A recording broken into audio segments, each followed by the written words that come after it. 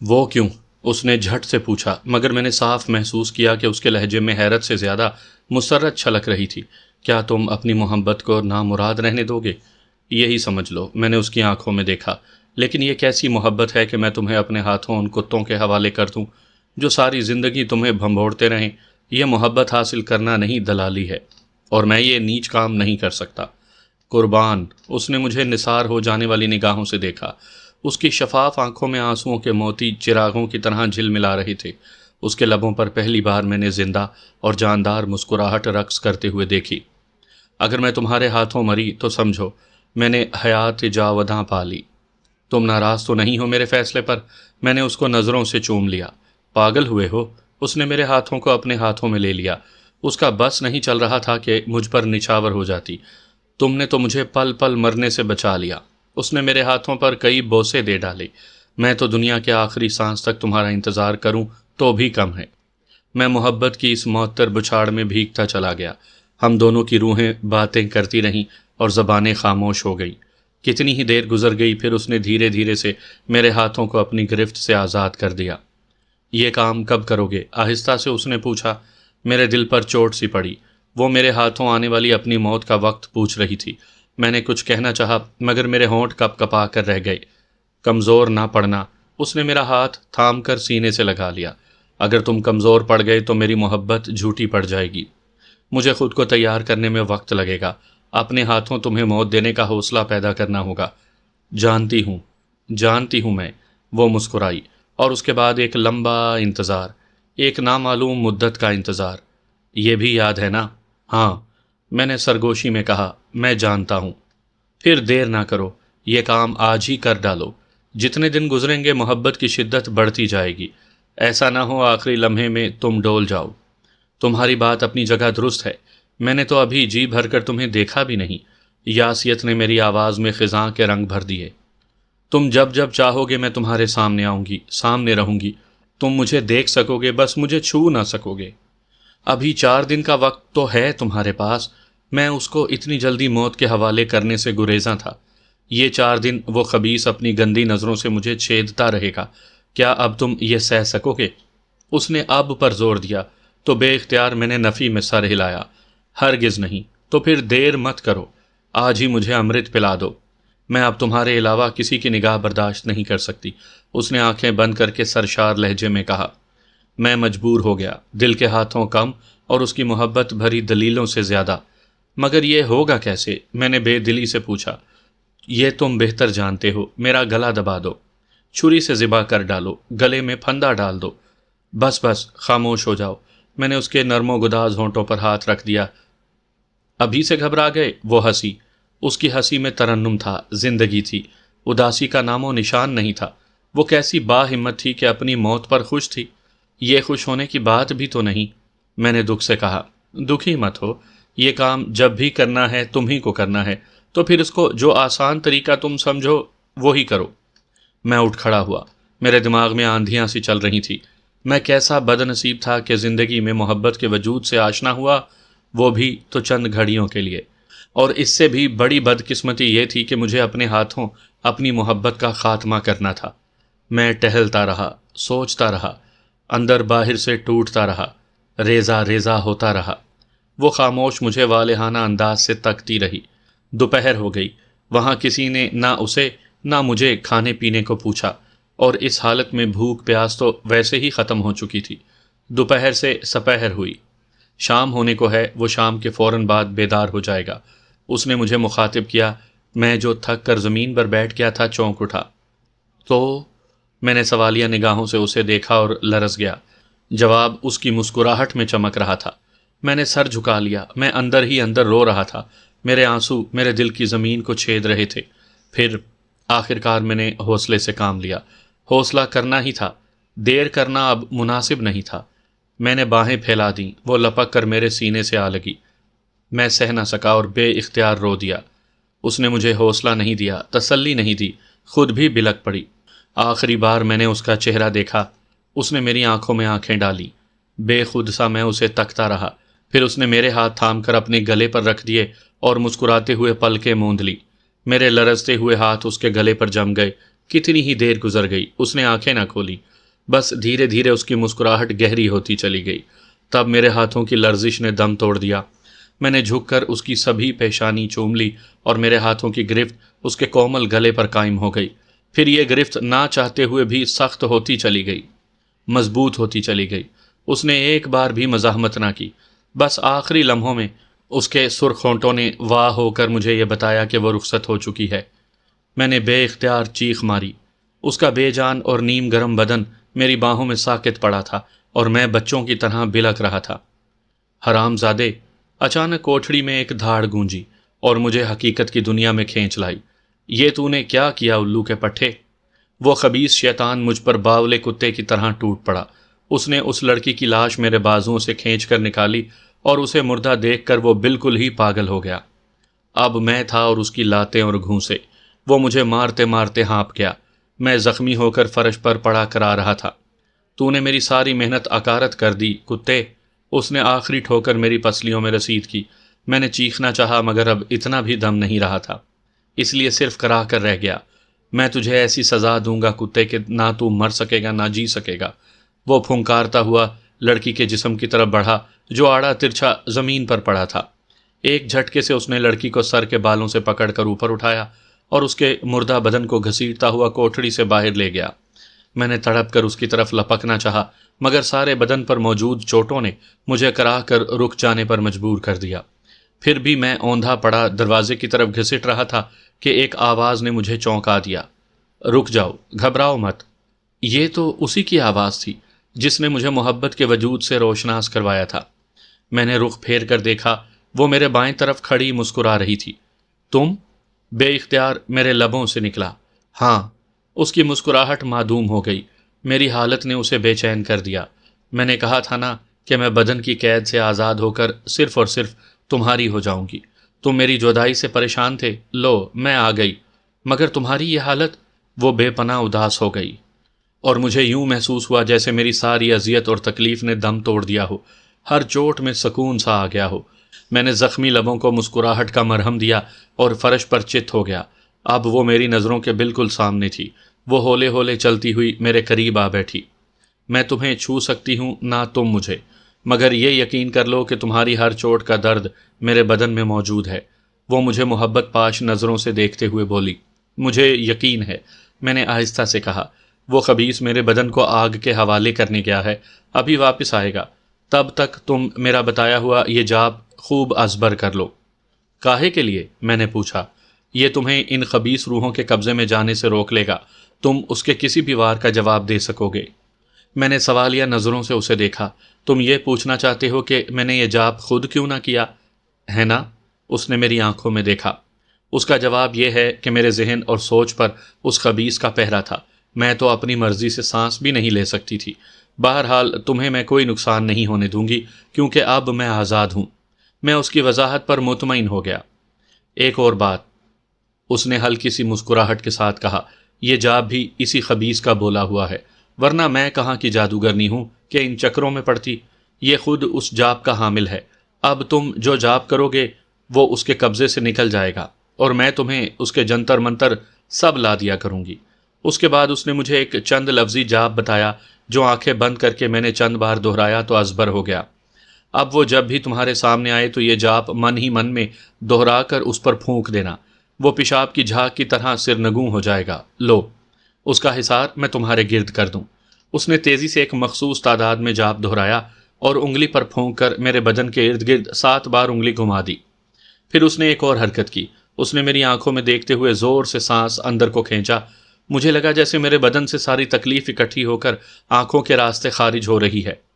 2 یا 3 پل گزرے ہوں گے کہ اس نے ہوا میں پھونک مار دی۔ میرا سارا بدن ایک دم پرسکون سا ہو گیا۔ کسی درد، چوٹ یا زخم کا احساس باقی نہ رہا۔ میں نے اٹھنا چاہا اور آسانی سے اٹھ گیا۔ وہ مجھے دیکھ کر مسکرائی اور ہاتھ ہلا کر غائب ہو گئی۔ اسی وقت وہ خبیث واپس کوٹھڑی میں چلا آیا۔ اس نے مجھے سر کے بالوں سے پکڑا اور زور سے دیوار کی طرف دھکیل دیا۔ میرا سر دیوار کے ساتھ ٹکرایا، آنکھوں میں تارے ناچ گئے مگر میں سہ گیا۔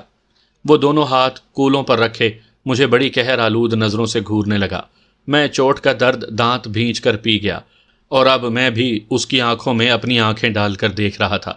تم نے جو کیا اس میں تمہاری عقل کو کوئی دخل نہیں ہے لنگڑے، یہ میں جانتا ہوں۔ اچانک وہ ہونٹ تنفر سے سکیڑ کر غرایا۔ تم نے یقیناً اس کتیا کے بہکاوے میں آ کر ایسا کیا ہے، اور تم نہیں جانتے کہ تمہاری اس حرکت سے میرا کتنا بڑا نقصان ہو گیا۔ میں کب سے تمہاری منت کر رہا تھا کہ اس بیچاری کو چھوڑ دو، تم کسی طرف آتے ہی نہیں تھے، میں نے مجبوراً ایسا کیا، آہستہ سے میں نے جواب دیا۔ لیکن تمہیں اس کی سزا ملے گی۔ اچانک ہی اس کا لہجہ پھر طیش سے بھر گیا۔ تمہارا جرم قابل معافی نہیں۔ جانتا ہوں، میں نے بے خوفی سے کہا، میں نے جو کرنا تھا کر دیا، اب تمہیں جو کرنا ہے کر ڈالو۔ وہ بے یقینی سے چند لمحے مجھے گھورتا رہا۔ شاید اسے اعتبار نہیں آ رہا تھا کہ اس کے سامنے گزشتہ رات والا وہ بزدل سا آدمی ہے جس کی خوف کے مارے گھگی بندھی جاتی تھی۔ وہ کیسے جان سکتا تھا کہ محبت کتنی بڑی اور کیسی نشہ آور طاقت ہے؟ اس کا ادراک ہو جائے تو انسان کسی بھی پہاڑ سے جا ٹکراتا ہے۔ یہ میں کچھ دیر پہلے تک خود بھی نہیں جانتا تھا۔ ایک جھٹکے سے وہ خبیث پلٹا اور کمرے سے نکل گیا۔ چند لمحوں بعد لوٹا تو اس کے ہاتھ میں ایک لکڑی کا پیالہ تھا۔ اس نے وہ پیالہ میرے سامنے فرش پر رکھا اور خود سامنے بیٹھ گیا۔ پیالہ اب اس کے اور میرے درمیان پڑا تھا۔ ایک دم اس نے کچھ بڑبڑا کر میرے ماتھے پر پھونک ماری۔ میں نے محسوس کیا جیسے کسی نے میرے ماتھے پر زور سے گھونسا مار دیا ہو۔ پھر اس سے پہلے کہ میں کچھ سمجھ پاتا اس نے پیالہ اٹھا کر میرے منہ کے آگے کر دیا۔ بے اختیار میرا منہ کھلا اور کہہ کے انداز میں نے اس پیالے میں ڈھیروں خون اگل دیا۔ لمحوں میں پیالہ بھر گیا۔ جو ہی اس نے پیالہ میرے منہ کے آگے سے ہٹایا، میرا منہ خود بخود بند ہو گیا۔ اس نے پیالہ ہاتھ بڑھا کر دیوار میں بنے تاکچے میں رکھ دیا۔ میں اچانک ہی اپنے بدن میں بے حد کمزوری محسوس کرنے لگا۔ یہ درست ہے کہ شاید اس منتر کے زیر اثر ماتھے میں پیدا ہونے والی چوٹ کا درد مجھے قطعاً محسوس نہیں ہو رہا تھا، مگر جسم سے نکل جانے والے خون کی کمی مجھے نکاہت کی صورت میں محسوس ہو رہی تھی۔ پیالہ بھی اتنا بڑا تھا کہ اس میں پاؤ ڈیڑھ پاؤ خون آسانی سے جمع ہو گیا تھا۔ میری طرف دیکھو۔ اچانک اس خبیث نے میری ٹھوڑی کے نیچے ہاتھ مار کر میرا چہرہ اوپر اٹھایا۔ بے ساختہ میں نے اس کی آنکھوں میں دیکھا۔ نگاہیں ملنے کی دیر تھی کہ میں اپنے آپ سے بے خبر ہو گیا۔ میں نے محسوس کیا کہ اس کی شیطانی طاقت سیاہی کی دو لکیروں کی شکل میں اس کی آنکھوں سے نکل کر میری آنکھوں کے راستے دماغ میں داخل ہو رہی ہے۔ میں نے بے حد کوشش کی کہ لڑکی کا بتایا ہوا جاپ کر سکوں، مگر میرا دماغ میرے بس ہی میں نہیں تھا۔ ایک کالی سی دبیس چادر جو میرے شعور پر گرتی چلی جا رہی تھی۔ اے ابلیس کے غلام، میری دنیا، بدی کی دنیا میں چلا جا، اس نے بڑے سرد اور تحکمانہ لہجے میں کہا۔ میں نے صاف محسوس کیا کہ میرے چاروں اطراف ان گنت خوفناک شکلیں اچانک نمودار ہو گئیں اور یوں میری طرف بڑھیں جیسے مجھے اٹھا کر اپنے ساتھ لے جائیں گی۔ خوف اور دہشت کے بجائے مجھ پر کرامت کا حملہ ہو گیا۔ میں ان کو دیکھ کر متلی سی محسوس کرنے لگا۔ اسی وقت اس خبیث نے زوردار آواز میں وہی جاپ شروع کیا جسے میں نے اس کی گرفت میں آنے سے پہلے کرنا چاہا تھا۔ ایک دم میری زبان نے حرکت کی اور بے اختیار وہ جاپ میں نے بھی اس کے ساتھ ساتھ دہرانا شروع کر دیا۔ ایک دم ان بدروحوں کے آگے بڑھتے ہوئے قدم رک گئے۔ انہوں نے الجھن آمیز نظروں سے ایک بار مجھے دیکھا، پھر ایک دوسرے کی جانب نظر کی اور غائب ہو گئیں۔ ایک جھٹکے کے ساتھ وہ خبیث کرا کر پیچھے کو الٹ گیا۔ ساتھ ہی مجھے بھی ایک زوردار جھٹکا لگا اور میں اس کی شیطانی گرفت کے اثر سے نکل گیا۔ وہ آنکھوں پر ہاتھ رکھے یوں کرا رہا تھا جیسے کسی نے اس کی آنکھوں میں سلائیاں گھونپ دی ہوں۔ پھر ادھر ادھر اندھوں کی طرح ہاتھ مارتے ہوئے اس نے اپنے بدن کو سمیٹا اور اٹھ گیا۔ اس کی آنکھیں ایک دم زرد ہو گئی تھیں۔ تھوڑی دیر پہلے ان میں امڑتی ہوئی سرخی بالکل ختم ہو چکی تھی، چہرے کا رنگ بھی پھیکا پڑ گیا تھا۔ اس نے میری طرف دزدیدہ نگاہوں سے دیکھا۔ کیا ہے تمہارے پاس لنگڑے؟ وہ بڑی کمزور آواز میں بولا۔ میرے جاپ کا توڑ تمہارے پاس کیسے آیا؟ میں تب تک اپنے حواس میں آ چکا تھا۔ اس کی بات پر میں بالکل بھولا بن گیا۔ میں کسی جاپ واپ کے بارے میں کیا جانوں؟ میں نے انجان بن کر کہا۔ آج سے پہلے تو میں نے کبھی ایسی صورتحال کے بارے میں سوچا بھی نہیں۔ میں نہیں مان سکتا۔ وہ اب خاصا سنبھل چکا تھا۔ میرے ساتھی بھی ناکام لوٹ گئے۔ وہ تجھے لینے آئے تھے۔ تو ان کے ساتھ کیا جاتا؟ الٹا مجھے اذیت میں مبتلا کر دیا۔ سچ بتا، کیا پھونکا تو نے مجھ پر؟ میں نے کہہ دیا نا کہ میں نے نہ تمہاری بات کو سمجھا ہے، نہ مجھے کوئی جاپ آتا ہے۔ اگر تمہیں یقین نہیں آتا تو میں کیا کر سکتا ہوں؟ اس نے اپنی دوبارہ سرخ ہوتی ہوئی آنکھوں سے مجھے گھور کر دیکھا۔ تو پھر یہ اسی کی کارستانی ہے۔ کس کی؟ میں نے بے اختیار پوچھا۔ اسی کتیا کی جو میرے قبضے سے نکل گئی۔ وہ نفرت سے پھونکارا۔ دیکھا تو نے؟ یہ ہے اس نقصان کی ایک جھلک جو اسے مار کر تو نے میری جھولی میں ڈال دیا۔ جو لوگ کسی کی بات نہیں مانتے ان کے ساتھ ایسا ہی ہوتا ہے۔ میں اب ساری صورتحال کو سمجھ کر نڈر سا ہو گیا تھا۔ میں جان چکا تھا کہ اس کا کوئی بھی منتر مجھ پر مستقل اثر نہیں کر سکتا اور میں کسی بھی وقت اس کی گرفت سے آزاد ہو سکتا ہوں۔ بکواس مت کرو، یہ نہ سمجھو کہ وہ مجھ سے بچ نکلی ہے تو میرا ستیہ ناش بھی کر سکتی ہے۔ یہ ٹھیک ہے کہ میرا اب اس پر بس نہیں رہا، مگر میں اتنا کمزور بھی نہیں ہوں کہ اسی کے ہاتھوں تباہی کے غار میں جا گروں۔ میں اسے بتاؤں گا کہ میں اس کا کیا بگاڑ سکتا ہوں، اور یہ بات میں اسے تمہارے ذریعے سمجھاؤں گا۔ اس نے انگلی میری طرف اٹھا دی۔ میرے ذریعے؟ وہ کیسے؟ تمہیں دکھ ہوگا، تکلیف ہوگی، درد ہوگا تو اسے بے چینی ہوگی، وہ تڑپے گی، روئے گی، چلائے گی۔ یہ اس کے لیے کم سزا نہیں ہے۔ وہ بڑے خوفناک انداز میں مسکرایا۔ بس اتنی سی بات پر اکڑ رہے ہو؟ اچانک کمرے میں اس کی مدھر آواز ابھری، جس کے لیے میں نے وادی خارزار میں ہنس کر قدم رکھ دیا تھا۔ چونک کر میرے ساتھ اس خبیث نے بھی نظریں گھمائیں۔ وہ ہمارے سامنے بڑے دل ربا انداز میں کھڑی تھی۔ اس کی آنکھوں میں میرے لیے پیار ہی پیار جھلک رہا تھا۔ اسے دیکھتے ہی وہ خبیث اچھل کر کھڑا ہو گیا۔ تم؟ حیرت اور قہر نے اس کی آواز کو عجیب سا کر دیا۔ ہاں میں۔ یقین نہیں آتا تو دل پر ہاتھ رکھ کر اس سے پوچھو کہ میں تمہاری گرفت سے آزاد ہو چکی ہوں۔ اور یہ جو تم نے کہا نا کہ تم اسے، اس نے میری جانب ہاتھ اٹھایا، میرے پیار کو اذیت دو گے تو یہ تمہاری بھول ہے۔ تم اسے اذیت دو گے تو میں تمہارا دوسرا جاب بھی چرا لوں گی، پھر تیسرا، پھر چوتھا، اور ایک دن آئے گا کہ تمہاری شیطانی جھولی فقیر کے کشکول کی طرح خالی ہو جائے گی، بالکل ویسے ہی جیسے تمہارا سر خالی ہے، اس میں دماغ کی جگہ بھوسا بھرا ہوا ہے۔ کتیا! وہ حلق کے بل اتنے زور سے چیخا کہ اس کی آواز پھٹ گئی۔ اب بے بس ہو کر تم عورتوں کی طرح گالیاں ہی بک سکتے ہو۔ بکو، بکتے رہو۔ میں تمہیں اس بات کی کھلی اجازت دیتی ہوں کہ تم مجھے جتنی گالیاں دے سکتے ہو دیا کرو، اس سے تمہاری صحت بہتر ہو جائے گی۔ میں وہ بے بسی سے ناچ کر رہ گیا۔ لو، تمہارا دوسرا منتر بھی گیا۔ یہ کہہ کر اس ماوش نے تیزی سے ایک عجیب الفاظ پر مبنی فقرہ دہرایا۔ ساتھ ہی اس نے مجھے آنکھ سے اشارہ کیا اور میں نے ان الفاظ کو ذہن نشین کر لیا۔ جب اس نے تیسری مرتبہ وہ منتر ادا کیا تو میں اسے ازبر کر چکا تھا۔ دیکھو دیکھو، ایسا مت کرو، میری زندگی بھر کی محنت یوں نہیں چرا سکتی تم۔ وہ اس کی طرف جھپٹا اور اس کے صاف و شفاف بدن میں سے ہوا کی طرح گزر کر سامنے دیوار سے جا ٹکرایا۔ وہ اپنی جگہ کھڑی مسکراتی رہی۔ ہاں، ذرا سا رخ پھیر کر اس نے ضرور دوبارہ اس خبیث کو نظروں کے احاطے میں لے لیا۔ او! وہ اپنے بال نوچ کر رہ گیا۔ پھر اس نے ایک عجیب حرکت کی۔ وہ تیزی سے آگے بڑھا اور اس سے پہلے کہ میں یا میری دل ربا کچھ سمجھ پاتے، اس نے طاقچے میں رکھا ہوا میرے خون سے لبالب پیالہ اٹھایا اور غٹا غٹ پی گیا۔ کراہت سے میں بے حال ہو گیا۔ بڑی مشکل سے میں نے کہہ کر روکا۔ دوسرے ہی لمحے وہ پیالہ اس کے ہاتھ سے چھوٹ کر فرش پر گر پڑا۔ ایک دم گھبرا کر اس نے اپنا گلا پکڑ لیا۔ پھر اس کے حلق سے بڑی اذیت ناک چیخیں نکلنے لگیں۔ تڑپتے ہوئے وہ زمین پر گرا اور فرش پر ماہی بے آب کی طرح اچھلنے کودنے لگا۔ اس کے حلق سے ایسی خوفناک اور ڈکراتی ہوئی آوازیں نکل رہی تھیں جیسے کوئی سانڈ ذبح ہوتے ہوئے چیخ رہا ہو۔ میں دیوار کے ساتھ لگ گیا۔ وہ بھی اس خبیث کو بڑی تشویش بھری نظروں سے دیکھ رہی تھی۔ اسے کیا ہو رہا ہے؟ میں نے پوچھا۔ پتہ نہیں، وہ بھی میری طرح انجان تھی۔ میں نہیں سمجھ پا رہی کہ اسے ہو کیا رہا ہے۔ اب نہ جانے کیا بات۔ تم فکر مت کرو، میں ہوں نا، تمہارے ساتھ کچھ الٹا سیدھا نہیں ہوگا۔ اس نے مجھے تسلی دی اور تازہ تازہ پیدا ہونے والا خوف میرے دل و دماغ سے ختم ہو گیا۔ وہ خبیث اب درد اور اذیت سے بالکل ہی ادھمواں ہو چکا تھا۔ اس کی آنکھیں پلٹ رہی تھیں، سارا جسم، خاص طور پر چہرہ، درد کی شدت سے پسینے پسینے ہو رہا تھا۔ وہ اب اپنا پیٹ پکڑے فرش پر لوٹ پوٹ ہو رہا تھا۔ آہستہ آہستہ اس کے حلق سے برآمد ہونے والی وہ خوفناک آوازیں بھی مدھم پڑنے لگیں جو اس کی تکلیف کا مظہر تھیں۔ اس نے ایک بار بڑے زور سے ڈکرا کر ہاتھ پاؤں مارے، پھر اس کا سارا جسم تشنج سے اکڑ گیا۔ اس کا سیاہ پڑتا ہوا چہرہ اس بری طرح بگڑ گیا کہ اس کی طرف دیکھنے سے بھی ہول آتا تھا۔ میں نے گھبرا کر منہ پھیر لیا۔ ایک دم یوں محسوس ہوا جیسے ساری کوٹھڑی آگ کی لپیٹ میں آ گئی ہو۔ کوٹھڑی میں اچانک ہی تیز تپش کا احساس پیدا ہوا اور بڑھتا ہی چلا گیا۔ ہم دونوں نے گھبرا کر ایک دوسرے کی جانب دیکھا۔ اگلے ہی لمحے پوری کوٹھڑی بدروحوں کے سیلاب کی نظر ہو گئی۔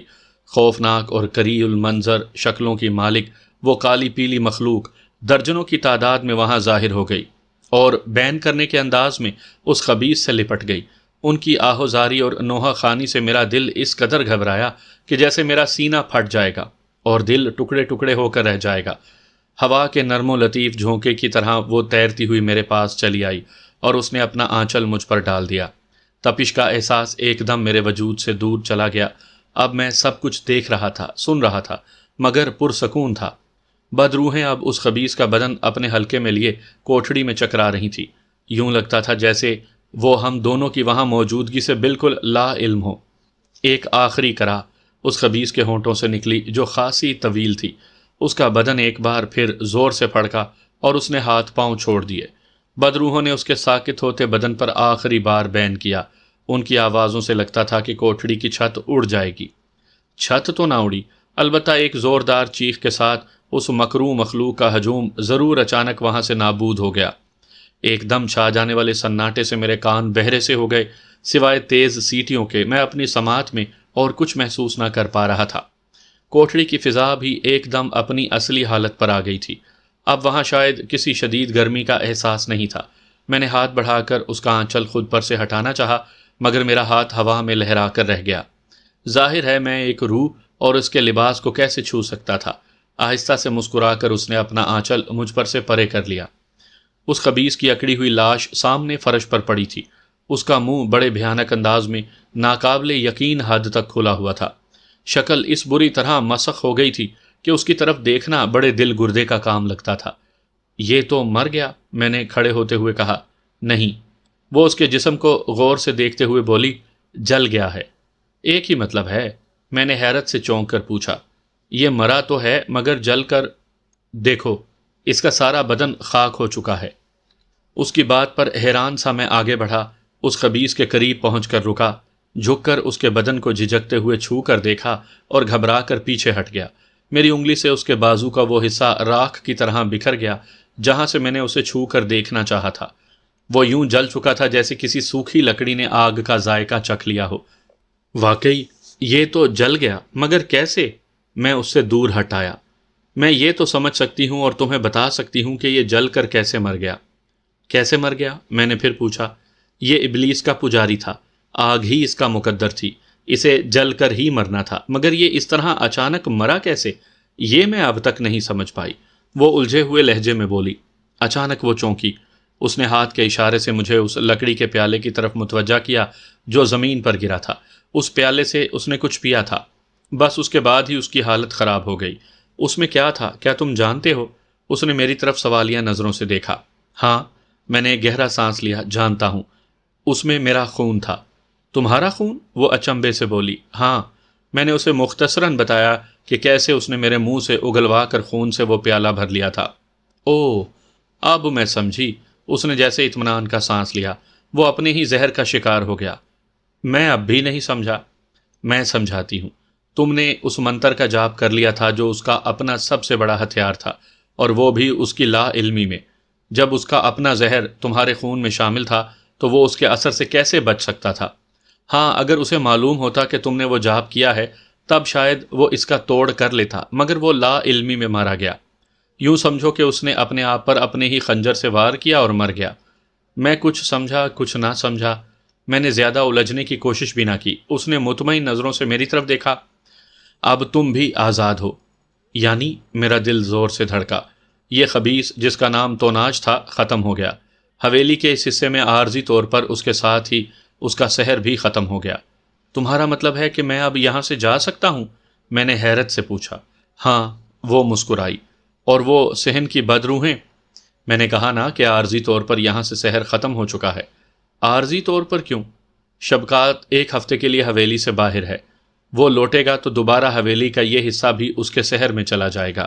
اس کی واپسی تک باقی حویلی تو اس کے شیطانی تسلط میں ہے، یہ حصہ آزاد ہے۔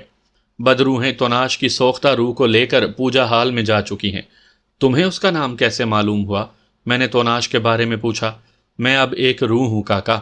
اس نے مجھے میرے نام سے پکارا تو میں اور بھی حیران ہوا۔ میں زمان و مکان کی قید سے آزاد ہوں۔ ساتھ ہی یہ بھی جان لو کہ اب میں ہر وہ بات جاننے پر قدرت رکھتی ہوں جو پہلے میرے لیے بھید تھی، راز تھی۔ میں یکایک اداس ہو گیا، میرا سر جھک گیا۔ کیا ہوا؟ اس نے بے چینی سے پوچھا۔ اب مجھے یہاں سے جانا ہوگا۔ ہاں، کیا تم اس منحوس جگہ پر ہی رہنا چاہتے ہو کاکا؟ تم سے جدائی؟ یہ تم سے کس نے کہا؟ وہ میری بات سمجھ کر مسکرائی۔ کیا مطلب؟ میرا مطلب ہے کاکا، کیا تم میری بات بھول گئے؟ میں تو اب تمہارے انتظار میں ہوں کاکا۔ जब तक तुम मौत को गले लगाकर मेरे पास नहीं चले आते, मैं हवेली में तुम्हारा इंतज़ार करूंगी। अहम बात यह कि अब तुम जब चाहो मुझसे मिलने के लिए यहाँ आ सकते हो। शबकात की मौजूदगी में? हाँ, तुमने तोनाश का जिस मंतर का जाप कर लिया है, उसके बाइस शबकात तुम्हें इस इबलीसी हवेली में आने से रोक नहीं सकता। रह गई मेरी बात, तो मेरा मस्कन इस हवेली का वो कमरा है जो जनान खाने के शुरू में है, और वो मेरा मस्कन इसलिए है कि इस कमरे में तोनाश ने मेरे बदन को जलाकर राख किया है। और अगर कभी मैं यहाँ से दूर हुआ तो मैं उड़कर तुम्हारे पास चली आऊँगी काका। मेरा तो अब मकसद ही तुम हो। तुम जहाँ भी होगे, ज़रूरत पड़ने पर मैं तुम्हारे पास चली आऊँगी। तुम जब चाहो, दिन में नहीं, रात को मुझसे मिलने उस कमरे में चले आना। मैं तुम्हारे लिए चश्मे बराह मिलूंगी। दिन के वक्त उस हवेली के दरो बाम पर कुफ्ल लग जाते हैं। अब आओ, मैं तुम्हें वो कमरा दिखा दूं जहां मुझे रहना है। वो मेरे आगे आगे किसी जिंदा वजूद की तरह चल पड़ी। मैं भी उसके पीछे पीछे सहर ज़दा सा चलता हुआ पिछले दरवाजे से हवेली के अंदरूनी हिस्से में दाखिल हुआ। रात अपने सफरी पहर में थी। हवेली बुकाए नूर बनी हुई थी। वो मुझे उस कमरे में लाई जिसमें इस वक्त हम सब मौजूद हैं। कमरे में दाखिल होते ही मेरी नज़र फर्श पर पड़े हुए एक जले हुए हड्डियों के ढांचे पर पड़ी। मैं ठिठक कर रुक गया। ये मैं हूँ काका। वो ढांचे के पास जाकर खड़ी हुई। मुझे तुम्हारे आने तक इसी हालत में रहना है। मैं इस पर कादिर नहीं हूँ कि मैं अपने इस पिंजर को फर्श से उठाकर कहीं और रख सकूं। मैं उसकी बात पूरी सुने बगैर आगे बढ़ा और उस ढांचे को एहतियात से उठाकर बिस्तर की तरफ चला। ना काका ना, इसे बिस्तर पर मत रखना। ये बिस्तर उस अय्याशी का गवाह है जो हर रात इस पर की जाती रही है। आज के बाद इस कमरे में तोनाश आएगा, ना कोई गुनाह का खेल खेला जाएगा, मगर मैं नहीं चाहती कि मेरा जला हुआ बदन भी इस नापाक बिस्तर से मस हो।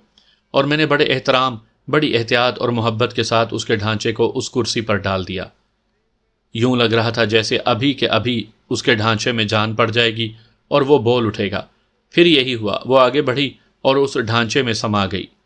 मेरी नज़रों के सामने अब कुर्सी पर हड्डियों का पिंजर नहीं, वो खुद बैठी मुस्कुरा रही थी। तुम जब भी आओगे ना काका, मैं इस ढांचे को तुम्हारी नज़रों से छुपा दूंगी। मैं नहीं चाहती कि इसे देखकर तुम कराहत महसूस करो। पगली हो तुम। मैं इस सारे अरसे में पहली बार दिल से मुस्कुराया। तुम जिस सूरत में भी मेरे सामने आओगी मुझे अच्छी ही लगोगी। आगे तुम्हारी मर्जी है कि तुम किस तरह मुझे दिखाई देना चाहती हो। काका, वो सरशार हो गई। आंखें बंद करके वो जैसे झूम गई।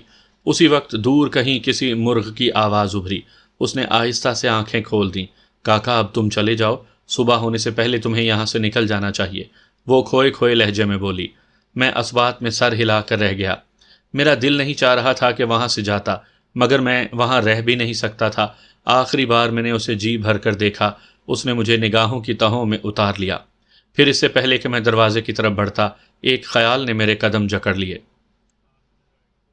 सामईन कराम, आप सुन रहे हैं एक खौफनाक उर्दू कहानी जिसका नाम है दीवाना इबलीस। ये इस सिलसिले की किस्त नंबर 12 है। मुझे उम्मीद है आपको मेरी ये काविश पसंद आ रही होगी। आपने अगर अभी तक मेरा चैनल माई वॉइस सब्सक्राइब नहीं किया तो अभी मेरे चैनल को सब्सक्राइब करके बेल नोटिफिकेशन ऑन कर लीजिए ताकि आने वाली हर नई कहानी की इत्तला बर वक्त आप तक पहुंच सके। तुमने मेरा नाम जान लिया, मुझे जान लिया, मगर मैं तुम्हें किस नाम से याद किया करूं? आनिया, उसने ख्वाबनाक अंदाज में कहा। और वक्त पलट गया। मंजर बदल गया। माजी ने दम तोड़ दिया। हाल उनके सामने रोशन हो गया। कमरा वही था जहां से आनिया ने काका को रुखसत किया था। कमरे की हालत भी वही थी जो काका के रुखसत होते वक्त थी। आनिया भी वही थी। काका आज फिर उससे मिलने आया था, मगर अकेला नहीं। आज उसके साथ सोहराब और फारूकी भी थे। कहानी ख़त्म हो गई, मगर नहीं। 25 साल पहले शुरू होने वाली ये कहानी तो अभी जारी थी। उसे तब तक जारी रहना था जब तक काका अपनी आनिया से विसाल के लिए मौत से हमकिनार ना हो जाता। इस कहानी को काका की मौत ही ख़त्म कर सकती थी। सोहराब और फारूकी ने झुरझुरी सी ली। काका दीवार के सहारे टेक लगाए सर झुकाए बैठा था। आनिया कुर्सी पर उदास और किसी ख्याल में खोई हुई बैठी थी। रात का न जाने कौन सा पहर था। काका, अचानक आनिया की मधुर आवाज़ ने कमरे के सकूत को दरहम बरहम कर दिया। काका ने धीरे से सर उठाया। उसकी आंखें नम थी। चेहरे पर उदासी की एक दबीज़ तय दिखाई दे रही थी। मुझे दुख दे रहे हो काका? आनिया ने उसकी आंखों में झांका। खुद को बहला रहा था आनिया। काका के होंठ लर्जे। गए वक्त की धूल सर में डालने से شوریدہ سری کو چین ملتا ہے۔ کیسی عجیب بات ہے فاروقی صاحب، سہراب نے اچانک زبان کھولی تو کاکا اور آنیا بھی ان کی طرف متوجہ ہو گئے۔ ہم لوگ اپنی محبت کی دنیا کو سب سے انوکھی شے سمجھ لیتے ہیں، کسی دوسرے کو اس کے سامنے شمار ہی نہیں کرتے، یہ فخر کرنے لگتے ہیں، اس ظام میں مبتلا ہو جاتے ہیں کہ ہمارے جذبوں کے مقابلے میں کسی کا کوئی جذبہ ہے ہی نہیں، جو محبت ہم نے کی ہے اس سے بڑھ کر اور کوئی کر ہی نہیں سکتا۔ مگر اس نے رک کر ایک پل کو آنیا اور کاکا کی جانب بڑی رشک بھری نظروں سے دیکھا، لیکن کبھی کبھی یوں لگتا ہے کہ ہم تو محبت کی الف بے سے بھی واقف نہیں ہیں۔